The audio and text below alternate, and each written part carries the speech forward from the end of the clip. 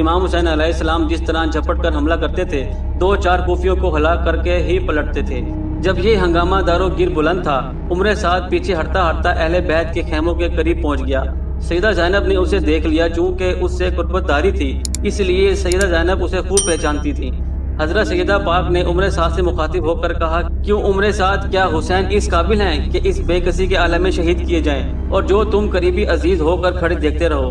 حضرت امام حسین علیہ السلام کی بے کسی اور بے بسی پر اس وقت ہر انسان کو رنج و غلب ہونا چاہیے تھا۔ چنانچہ عمر سعد جیسی حریص اور لالچی پر بھی اس کا اثر ہوا۔ اس کی آنکھوں سے آنسو کے چند قطرے ٹپک پڑے، مگر اس نے کوئی جواب نہ دیا اور نہ ہی اس سے یہ جرأت ہوئی کہ کوفیوں کو حملہ کرنے سے روک دیتا۔ عمر سعد اچھی طرح جانتا تھا کہ معرکہ حق و باطل کا ہے۔ اس لڑائی میں امام حسین علیہ السلام حق پر ہیں، لیکن رے کی صوبے کی حکومت کے لالچ نے اسے اندھا کر دیا تھا۔ اس لالچ سے اس کے دل سے شرافت و انسانیت کا جذبہ بالکل نکل چکا تھا۔